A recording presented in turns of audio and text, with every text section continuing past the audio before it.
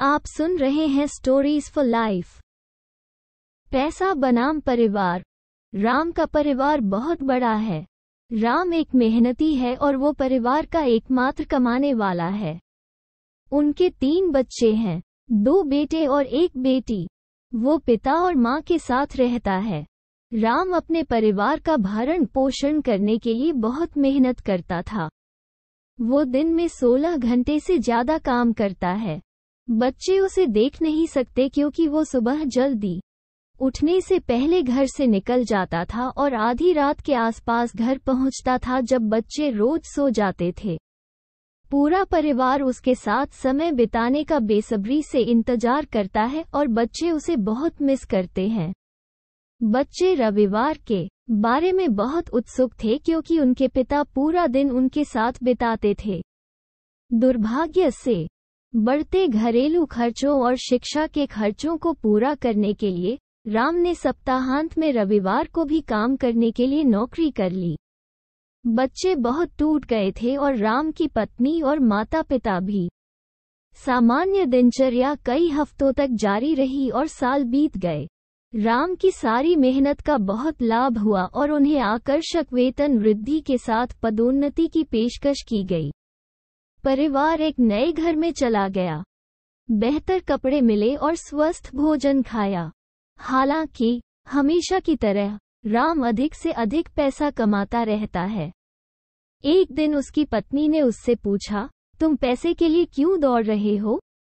अभी हमारे पास जो है उसमें हम खुश रह सकते हैं, राम ने उत्तर दिया।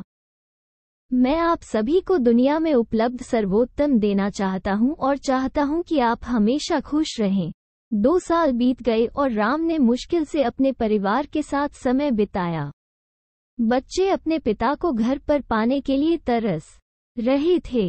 इस बीच राम के ईमानदार प्रयासों ने उन्हें एक सौभाग्य प्रदान किया।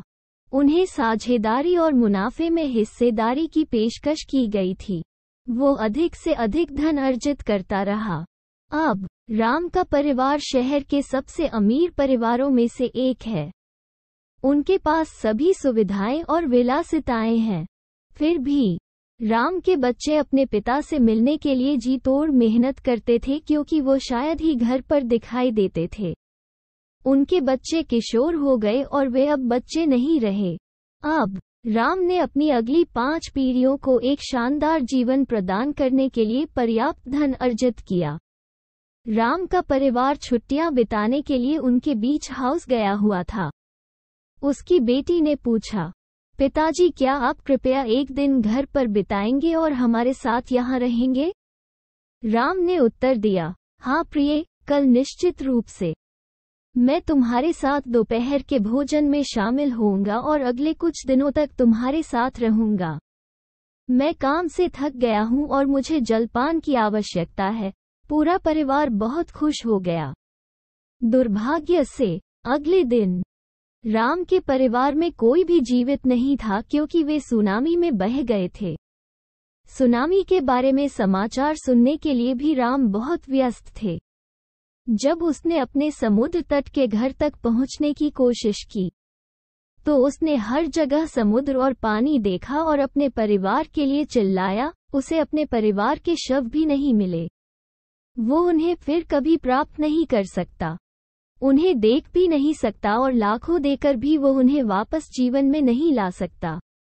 उसे अपनी पत्नी के शब्द याद आ गए, तुम पैसे के लिए क्यों दौड़ रहे हो? अभी हमारे पास जो है उसमें हम खुश रह सकते हैं। पैसा सब कुछ नहीं खरीद सकता।